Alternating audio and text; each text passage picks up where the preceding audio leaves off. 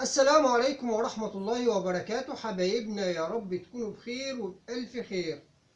اللهم ارحم موتانا واشفي يا رب مرضانا. ارمي نظارتيك، ما أنت أعمى ولكننا نحن جوقة العميان. هكذا رسى الشاعر الكبير نزار قباني عميد الأدب العربي طه حسين عليه رحمة الله. طب انت يا عم ناصر جايب لنا ليه سيرة عمنا عميد الأدب العربي طه حسين؟ النهاردة بنتكلم عن عميد الأدب العربي في لب الموضوع وصلب الموضوع. عميد الأدب العربي طه حسين عندما عرضت عليه وزارة المعارف المسماة حاليا وزارة التعليم اشترط أن يكون للطالب وجبة غذائية متكاملة وأقلام وكراريس.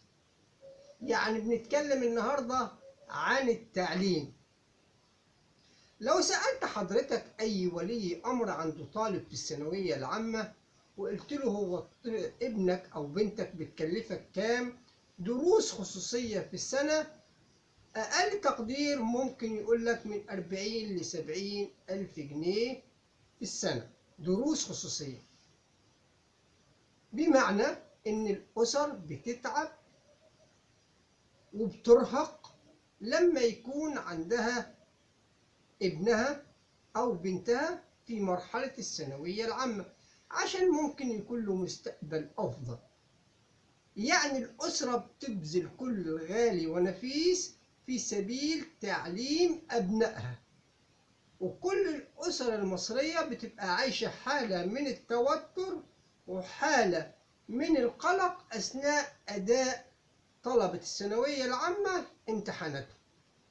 يعني التعليم بمثابة طوق النجاة لغالبية الأسر المصرية. الأسر النهاردة اللي كاهلها أثقل بظروف الحياة، ومع ذلك بتعاني وتكافح وبتبذل كل جهدها مع الطالب اللي هو في المرحلة الثانوية. التعليم بالنسبة لهم شيء مقدس. أهمية التعليم مش محتاجين حد يوعيهم بأهمية التعليم، كلهم حريصين على تعليم أبنائهم.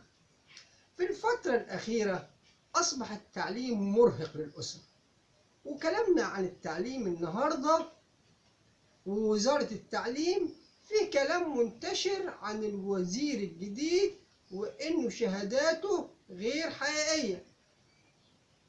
طبعا جدل كبير ما بين إن الشهادات دي حقيقية أو غير حقيقية. الموضوع ده هنخليها على جنب حضرتك، لكن نتكلم بشكل عام عن منظومة التعليم. ايه الفايدة من المدارس الحكومية لما تكون الدروس الخصوصية بالشكل ده؟ ايه الفايدة من ارهاق الاسر؟ الفايدة لما تكون الكتب المدرسية يستلمها الطالب ويضطر ان هو يشتري كتب خارجية بارقام فلكية. ضيفوا على كده حضراتكم بشهادة الطلبة أكثر من طالب إن ساعات وأوقات كتيرة بتيجي الامتحانات غريبة على الطلبة من خارج المنهج، يخلي الطلبة تطلع تبقى مش عارفة تجاوب بشكل مثالي، لأن فيه طلبة كتير بشهادات حية قالت إن الامتحانات جاية من خارج المنهج. حضراتكم مش معقولة إن الأسرة تصرف آلاف الجنيهات في المرحلة الثانوية ولما يتخرج الطالب من الثانوية العامة أو يعدي مرحلة الثانوية العامة وعشان يخش جامعة يتقابلوا في وشه الجامعات الأهلية. الجامعات الأهلية اللي هي بمصاريف فلكية، بمصاريف مرعبة ومصاريف كتيرة جدا. النهاردة صعب على أي أسرة إنها تكمل مشوار بالشكل ده. منظومة التعليم في مصر محتاجة إعادة نظر. الجامعات الأهلية يقول لك ممكن تكلفك 20,000. في أسر ما تقدرش تخسر 20,000 في السنة عشان خاطر طالب واحد في فرد في أسرة. ده أقل تقدير، مع إن في تقديرات بتقول 50 و40 و60، وبيطلع بعض المسؤولين بيتكلموا بدون مسؤولية على إن الأرقام دي سهلة. الأرقام دي مش سهلة لكتير من الأسر، خصوصا في ظل ارتفاع الأسعار المرعب اللي بيهدد مستقبل الأسر. منظومة التعليم حضراتكم في مصر عفوا محتاجة إعادة نظر، محتاجة إعادة تحقيق، إعادة توجيه، محتاجة سياسة تعليمية حقيقية. الأطفال النهاردة بيتعرض مستقبلهم للخطر إذا كان ليهم مستقبل أساسا.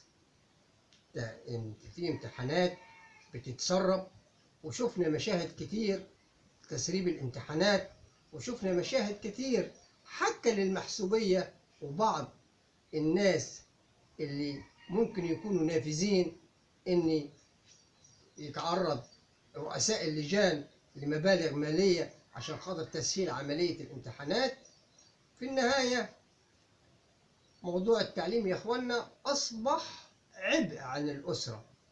الناس بتعلم اولادها وبتبذل كل جهد عشان مستقبل افضل لاولادها، لكن اللي باين لينا دلوقتي انك انت بتستنزف ماديا رغم ظروفك القاسية، والنهاية هيقعد جنبك ابنك او بنتك على دكة الاحتياط. آلاف الخريجين اللي قبلينا حاصلين على درجة البكالوريوس واللي حاصل على درجة الليسانس وقاعد جنب والده أو والدته في البيت بدون شغل.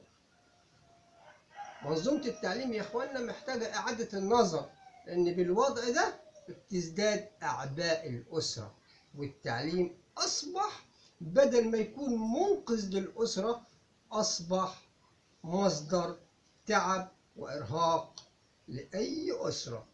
وفقنا الله لما فيه الخير. سلام الله عليكم ورحمته وبركاته.